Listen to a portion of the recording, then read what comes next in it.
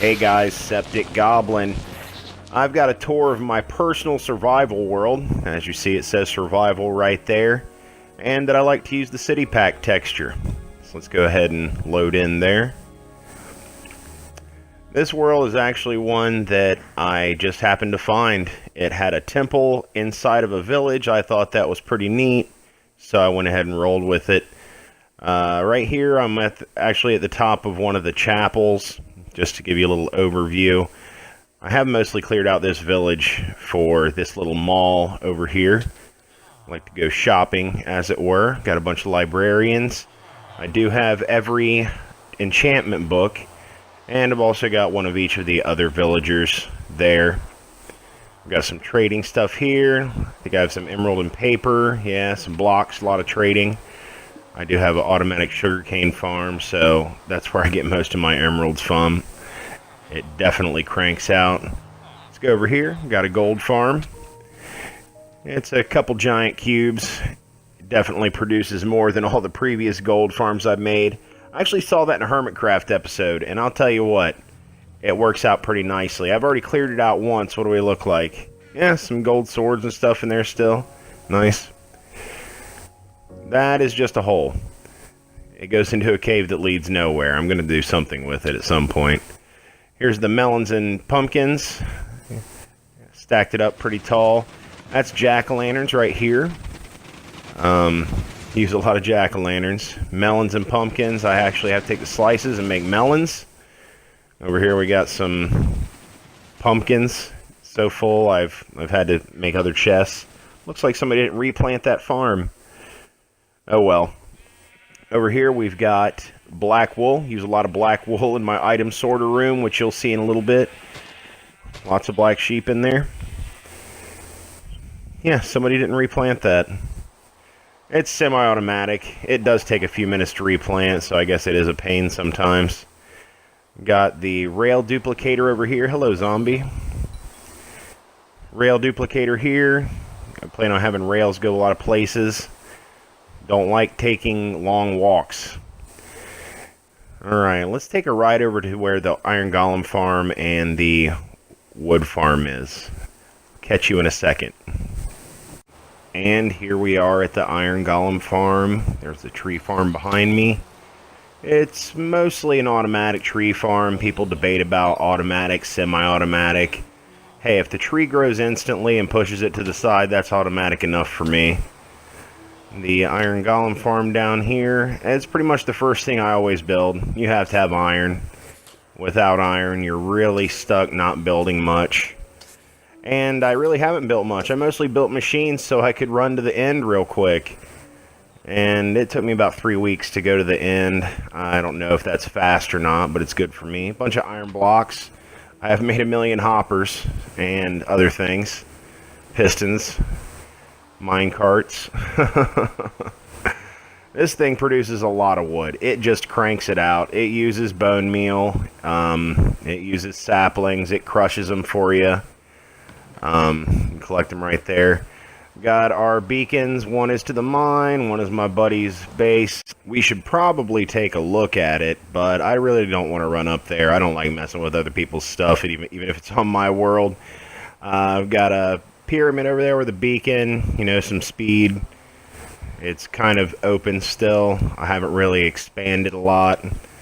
It's not really a world that I've spent much time creatively on. Really, I've mostly as a villager breeder, I put a nice little skin on it, little light features. Hey, somebody's out. I did break it already, the rail out. I still have the trapdoor to send them to their doom if they're not the appropriate librarian. Or I guess at this point, any other villager. A little light feature over there. Nether portal, some chorus plants. Not exactly a chorus farm, mostly just because I like the way they look on the coast there. It's kind of dark still. I've been putting glowstone around. I've started to slab some things. I would really like to make it an actual city-looking survival since I use a city texture pack. Here's the sugarcane farm. Pretty full. Full in both chests. Full in the hopper, of course. Full on paper. Mostly full on paper there. Works pretty well. We're going to go over here. This is the, I guess, central area where I mostly operate from, since I don't really have a base. I have a bed next to an anvil. You know, that's my base. A bunch of chests sitting around, little ender chest, end portal. Still legit survival. Still get achievements, just so you know. I do have an end portal on my base. Over here's my item sorter room. Probably the thing I've spent the most time on, just because I really hate the amount of chests I've had around. Took a long time to hollow this out. Very little lava. Used a little bit of TNT, but that kind of messes up the edges of the room. I like the way it looks. You can sort a lot of blocks in there. It still has some item sorter space left. Little slime farm.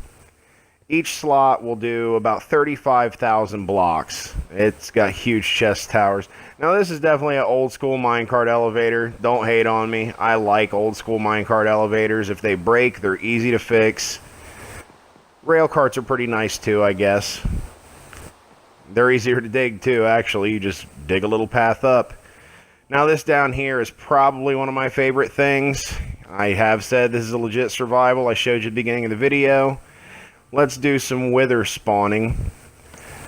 I have several beacons, and this is how I've been getting them. Looks like my inventory's a little full. Didn't really prepare for that part, I guess. Maybe I'm just fighting the wither because it's fun. Go ahead and spawn them in here. As you notice, this is a bedrock room. And it's in the overworld, well above where bedrock spawns. I think everyone knows what's going to happen here. He's going to choke himself out a little bit. That sign is definitely one square in front of that sign and you will die. Mr. Merrick Man, which you will probably see in the community video series. He was standing one square in front of that sign and got blown to bits, wearing armor and everything. But that sign doesn't blow off the wall when you spawn the wither. And as you know, any explosive damage is going to knock a sign clean off. So let's take care of this wither real quick. He really doesn't like a Smite 5 sword, and that middle skull does not get that special fireball off. Mostly because he's stuck in there. That wither effect did not last long at all. Let's get rid of that stuff. I really think that that's probably my favorite thing of this map. That room is just something else. Oh, extra nether star. There's another beacon. Who doesn't like a bunch of beacons? Let's go ahead and head back up. So that's my world. I've got several other things that I didn't really show you. They're pretty mundane. Several spawner traps and things like that. I really hope you've enjoyed the tour of my world. I can't wait to build it more creatively alongside the community series that I'll be filming. I hope that you guys can join me on that map. It's going to be a blast. And I'll show you what happens next on this world. Have fun, guys. Take care.